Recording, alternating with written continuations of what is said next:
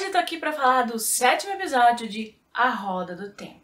Estamos chegando na reta final e, aparentemente, dessa vez, temos de verdade quem é o dragão. Gente, honestamente, eu já não sei mais o que pensar. Mas, vou deixar aqui no card a playlist com todos os vídeos que eu fiz falando dessa série. Não esquece de curtir esse vídeo e seguir o canal. E eu também já aviso que esse vídeo vai sim conter spoilers. O início desse episódio é um pouquinho diferente. A gente volta pro passado e vemos uma guerreira grávida no meio de uma guerra, aparentemente. E ela tá tentando se proteger. Uma coisa muito importante dessa guerreira é que ela é ruiva. A gente só consegue ver mais pro final da cena, mas além da sua óbvia força e habilidade, que mesmo grávida, prestes a dar à luz sentindo contrações, ela consegue matar um monte de soldados, ela é ruiva. E por que isso é importante? Há uns episódios atrás, o próprio Ogier, quando ele conhece o Rand, ele fala: cabelos vermelhos não são tão comuns. E aquela, aparentemente, é a mãe do Rand. Por que eu tô falando aparentemente? Já bati na mesma tecla aqui várias vezes e que eu não li os livros. Então algumas coisas eu sei por sinopse ou por pesquisa, mas de modo geral eu não tenho como falar com propriedade da história dos livros. Porém, lá no próprio Prime Video, quando você está assistindo o episódio, inclusive isso é uma coisa que eu adoro do streaming deles, uma das poucas coisas, porque eu acredito que o Prime Video perde muito devido ao aplicativo, principalmente na televisão, mas quando você está assistindo um episódio, você pode dar pausa e você pode ver o cast, tanto o nome dos atores quanto o nome de personagens, e às vezes eles te dão uma breve sinopse ou uma curiosidade a mais. E se você começar assistindo nesse episódio, você der um pause lá para ver quem é aquela moça, você vai ver o nome Tigraine Mantir. Não sei se acredito se falar Tigraine ou Tigraine, mas Tigraine Mantir. Que se você der uma procurada, você vai vê-la como a Aiel Maiden. Também não sei se eu estou falando isso corretamente. Mas a gente vê que no final dessa cena ela dá à luz. Quem a ajuda é a pessoa que até então apareceu como o pai do Rand, que eu vou sempre chamá-lo de Lord Bolton. O Rand, mais a fundo no episódio, a gente vai ver que ele consegue umas respostas sobre a sua origem. Mas eu já havia comentado lá no primeiro episódio que tinha muito da história dele que ainda não havia sido explicado. Por que o pai dele tinha uma espada de cavaleiro, aparentemente, e mora numa vila lá nos Cafundó de Judas. Por que não é mostrada a mãe dele? Por que ele era suposto dragão se até então ele não havia manipulado nem tocado no poder ainda? Então, por quê, né? E o Rand ele vai ser muito importante nesse episódio. Mas eu já volto a falar do Rand, porque depois dessa cena inicial, a gente volta para onde a gente terminou, basicamente, lá no último episódio. Nos Ways, ali no caminho. Primeiro que fica aquela discussão do Matt, voltamos, não voltamos, e a gente descobre que não dá para voltar para buscar. E honestamente, eu fico com a Moiraine mais uma vez. Foi ele que os deixou. Mas, aparentemente, de alguma forma, o Matt consegue passar. Pelo menos tem uma cena no meio do episódio em que a gente vê ele chegando ali na fronteira. Ali onde eles chamam de Fal Dara. Meu palpite, eu acredito que o Matt ele tá tão tomado pela escuridão que ele já não dá mais pra salvá-lo. Mas a gente consegue descobrir ali daquele caminho que eles conseguem passar, né? Conseguem atravessar, é um portal e que não se deve usar o poder ali dentro. Por quê? Existe uma criatura que é atraída pelo único poder e que ela vai basicamente comer tua alma.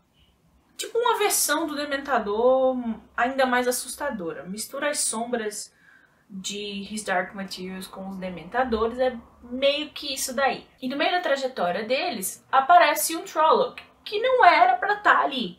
E por acidente, o único poder é, digamos que, ativado. E aí essa criatura vem atrás deles. Qual é o principal ponto, pelo menos no episódio pra mim, dessa criatura? Não é nem o fato de que ela vai comer a alma do pessoal. é que ela vai te fazer ouvir coisas meio que os seus maiores medos. E esse é um ponto que pra mim já vai ficar como questionamento. Cada um vai escutar aquilo de pior, apesar de que a gente não vê o que o Lan escuta. Mas, por exemplo, o Rand, ele escuta até então que a Egwene vai deixá-lo, que ela foi embora uma vez e já vai embora de novo. A Egwene, ela escuta que ela é uma farsa, que ela não é nada, que ela não tem poderes. Então, cada um meio que escuta o seu maior medo. Então, mistura também com tipo um bicho-papão aí de Harry Potter, o que você mais tem.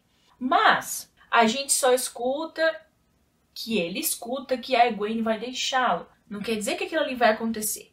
Segura essa informação por enquanto que eu já volto a falar no Rand. E eles conseguem passar, chegam do outro lado. E um ponto, o fato de ter um Trolloc por ali quer dizer que o inimigo, gosto desse nome, inimigo, está usando os Ways para passar os seus exércitos, ou seja, sua força está muito maior do que eles imaginavam até então. E esse Ma Xin-Xin, que é esse vento aparente que vai tentar sugar sua alma, faz com que eles precisem apressar. E honestamente, isso foi um problema pra mim, porque a Moiraine já havia falado que era tipo um dia de viagem para eles chegarem lá. E essa parte dos Ways que eu esperava ser bem mais tenebrosa, honestamente, foi muito rápida e não me passou a ideia de perigo. Eu acho que ficou muito fácil, muito simples. Mais uma vez, não sei como é que rolou no livro, então eu não posso fazer um comparativo. Mas em termos de sensação, eu não consegui sentir que eles estavam em perigo de fato, sabe? Mesmo sabendo que a Moiraine não poderia fazer muita coisa lá dentro, mas eu achei que ia ser mais pesado o negócio. Mas tudo bem, eu acho que esse foi um dos pontos negativos pra mim nesse episódio. Quando a gente chega lá, passa a fronteira, eles são meio que recebidos mais ou menos. Aparentemente, eles são amigos das Aes Sedai, e a Moiraine já esteve por ali, tem uma moça, e a gente vê uma outra informação sobre as Aes Sedai, que não basta só você ter o poder e querer treinar. A gente vê uma moça da família real, tá? Que ela tem o anel, mas ela não tem a joia, ou seja, ela meio que não se formou a Aes Sedai. Ela consegue tocar o poder, ela consegue fazer algumas coisas, mas ela não virou um Aes Sedai. E aí eles, a gente quer ficar à noite. Nessa noite, gente, que noite longa, tá? Que noite longa, nunca vi tanta coisa acontecendo numa noite só. Primeiro, a gente descobre que o Lan, ele é também de uma família real, de um reino que foi aparentemente destruído e que ele era o próximo na linha de sucessão. E aí, temos mais uma vez um momento ali especial dele com a Nynaeve, que continua focando que o maior defeito dela é esse orgulho muito grande que ela tem, esse problema que ela tem com a Moiraine. Até então é entendível essa rixa que ela tem com as Aes Sedai, e querendo ou não, ela coloca aquilo ali na Moiraine, e também o fato dela vê-la como uma rival, porque, obviamente, ela tá gostando do Lan. Mas ele já deixa claro, e é uma coisa também muito legal desse episódio, porque a Moiraine, ela fala pro próprio Lan, ela diz, eu tirei da sua vida, a vida é muito mais do que ficar protegendo um Aes Sedai por aí. E eu acho que também ficou claro pra Nynaeve, principalmente depois dela passar a noite com o Lan, que o tipo de relacionamento deles não é amoroso dessa forma. Então, ela não precisa mais estar com essa implicância, mas ela continua. Temos um outro ponto negativo que me incomodou. Durante ali a discussão, a briga entre Mat nos abandonou, nós abandonamos o Mat, por aí vai, o Perrin e o Rand começam a discutir. E aí, a Nynaeve deixa meio que claro que o Perrin gosta da Egwene. E quando a gente volta pra ver o que o Perrin tinha escutado ali quando o Ma Xin-Xin apareceu, era que, tipo, ele queria que a mulher dele morresse porque ele gostava de outra mulher. E eu já havia comentado lá nos primeiros episódios que tinha alguma coisa estranha envolvendo o Perrin e a Layla, porque já tinha uma sensação de que tinha algum problema rolando ali no relacionamento dos dois. Mas, honestamente, a Egwene ser o motivo não tem lógica nenhuma, porque em momento nenhum da jornada, e eu digo isso assim, Gente, eles passaram meses juntos, só os dois. Em momento nenhum deu a entender que o Perrin sentia alguma outra coisa pelo Egwene, a não ser um sentimento de carinho de amigo. Em momento nenhum deu a entender um triângulo amoroso. Se isso foi uma coisa que a série inventou, ou que a série trouxe pra apimentar o negócio, acho que isso foi uma bola fora assim absurda. De novo, não sei se isso tá no livro e deveria ter sido uma coisa que a gente percebeu, mas não percebeu porque os atores não deram a entender. Não sei. Mas que ficou bom? Não ficou. Eu acho que ficou uma coisa super fora de contexto e realmente não casa. Acho que um triângulo amoroso é um tipo de coisa que não cabe aqui. E aí vamos falar então do principal problema desse episódio pra mim. A gente descobre que tem uma moça que tem visões do futuro que mora lá em Faldar.